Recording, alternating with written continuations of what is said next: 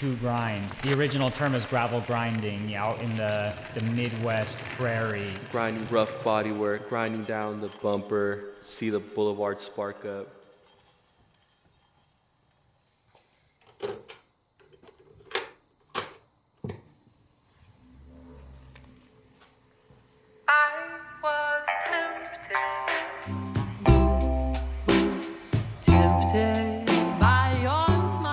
Back in the traditional days, if you didn't have it, you made it. And if you couldn't make it, you found a way to make it. You cut the springs, you threw bricks in the trunk. Whatever the cars were doing at the time, the bikes were doing at the time. That I will be the one to change you, you will be mine.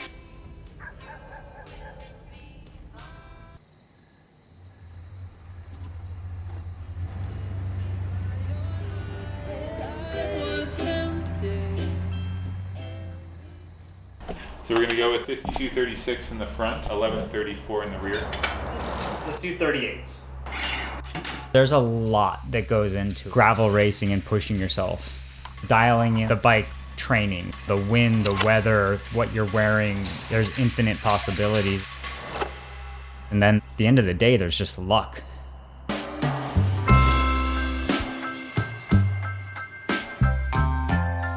Whether it be riding in my truck or on a bike, you see these people's look, their eyes light up. You break their neck when they're going down the street. It's not only giving me satisfaction, but in a certain way it's giving other people satisfaction. It makes you feel good about yourself. As I started to ride more gravel, I continued to descend more into the desert. You have these pockets of these big cities, and then you have nothingness.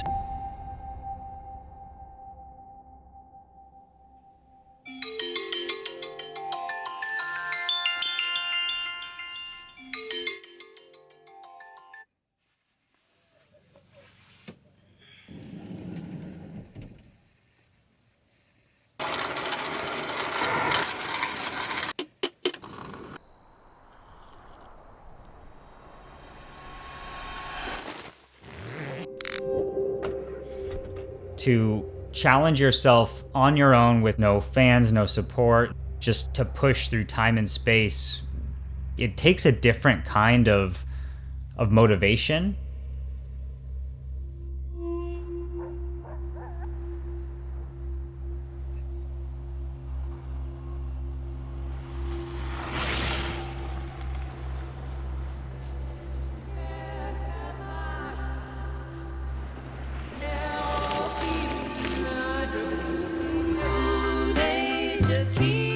When I was a kid, I wasn't very sporty, but I always wanted to know how something worked, how something functioned.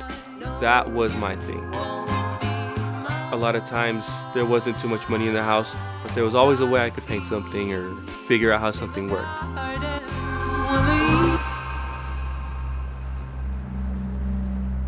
Decomposed granite and sand, chunky rock or red clay. Roads that continue in the same line for seemingly ever.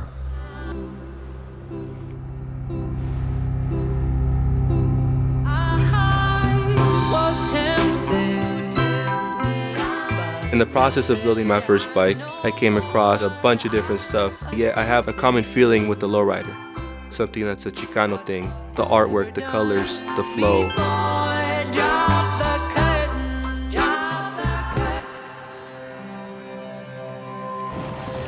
You have to meet your maker at some point out there. You go through a wall that you didn't know was there.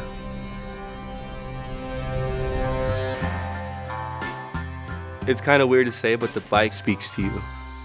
Once you start building it, it just kind of does its own thing.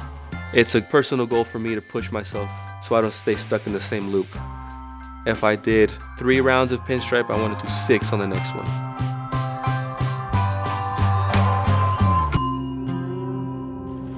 I feel like you constantly talk to yourself. Anger, acceptance, sadness. Sometimes you fight it and you come out the other side of it and you're able to appreciate these vistas and you're the only person there to see it.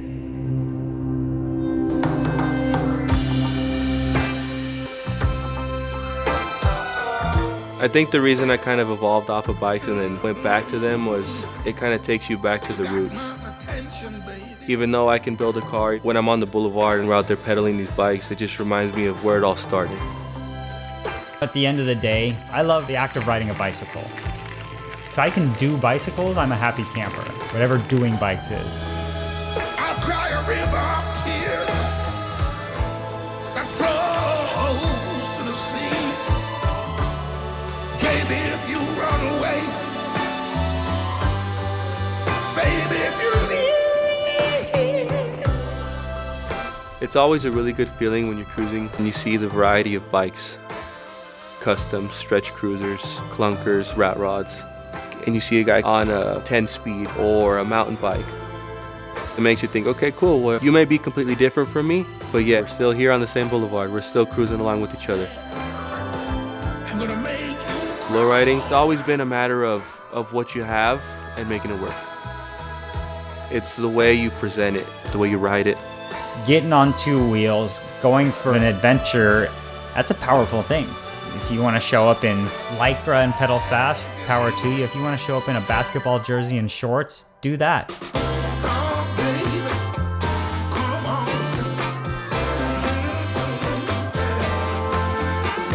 Grinding down the welds to do the body work.